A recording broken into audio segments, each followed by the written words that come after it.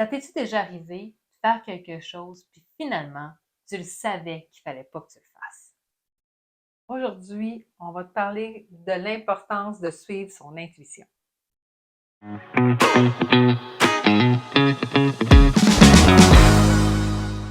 m'appelle Valérie. Je m'appelle Amélie. On est les fondatrices du site web de prise de rendez-vous en ligne Massage Massage.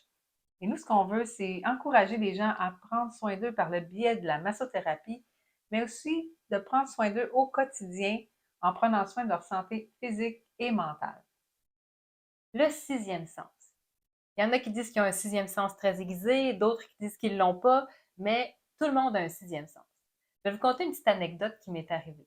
Moi, je suis éducatrice en garderie à la maison, donc j'ai une garderie familiale. Et puis, quand que j'ai un enfant qui quitte la garderie, je dois en trouver un autre pour venir le remplacer. Et puis, à un moment donné, j'ai fait une annonce pour combler une place dans ma garderie. Et il y a quelqu'un qui me connaît qui dit: Ah, moi, j'aurais un enfant pour toi. Et tout de suite en partant, j'ai regardé l'image de la famille qui voulait venir à la garderie. Et puis, j'avais un petit quelque chose dans ma tête qui me disait: c'est peut-être pas la bonne famille, mais étant donné que je connaissais déjà la personne, j'ai accepté quand même que cet enfant-là vienne à ma garderie. J'aurais dû écouter mon sixième sens parce que j'ai eu des problèmes avec cette famille-là. Et quelques mois plus tard, l'enfant a quitté ma garderie. Donc, j'ai pas écouté mon sixième sens et j'aurais dû.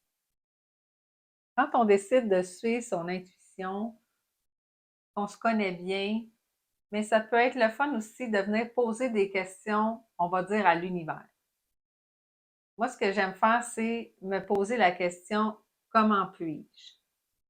Parfois, j'ai des situations, je sais pas trop comment m'aligner, je suis en contact avec des gens, est-ce que c'est les bonnes personnes avec qui, disons, je devrais travailler? Et puis, j'envoie la question, comment est-ce que je peux régler cette situation-là?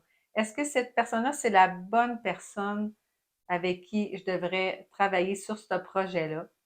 Et je dis, regarde, si c'est pas la bonne personne, ben, faites-moi un signe de c'est qui la bonne personne avec qui je devrais faire ce projet-là. Puis c'est de lâcher prise. C'est ça qui va être important. Parce qu'en suivant son intuition, il faut être attentif aux signes et il faut être quand même libéré.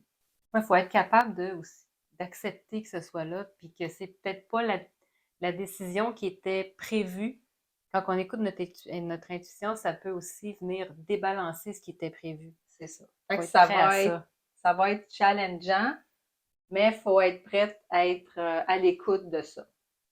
Donc, puis, plus on pratique ça, plus ça va être facile de suivre son intuition, puis les choses vont se faire d'elles-mêmes. On peut aiguiser notre intuition. Exact. Donc, une façon de faire, ça va être de tenir un journal. Quand on a des idées qui nous viennent en tête, des choses qui nous apparaissent dans notre tête, on peut noter ce qui arrive.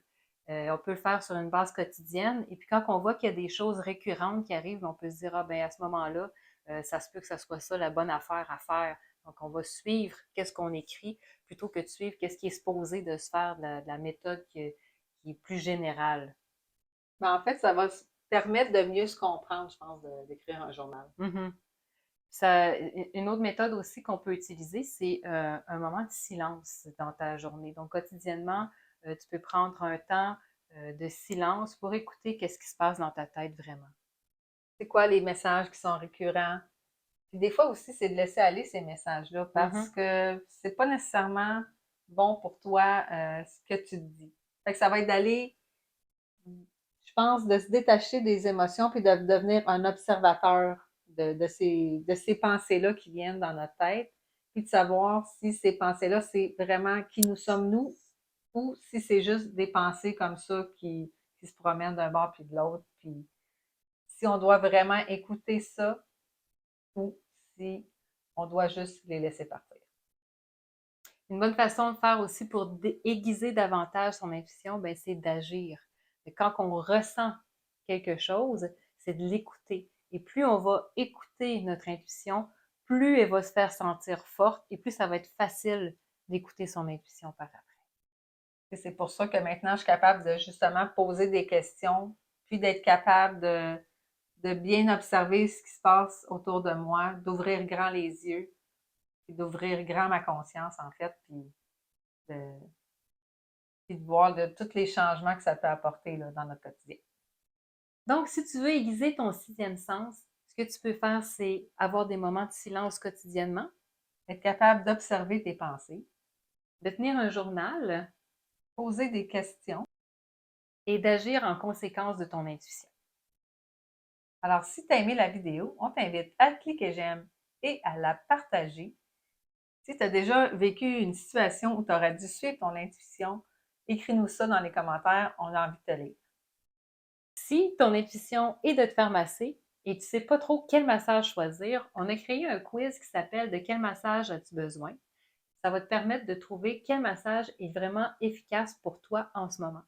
Donc, tu peux trouver le lien de la vidéo dans la description et c'est complètement gratuit.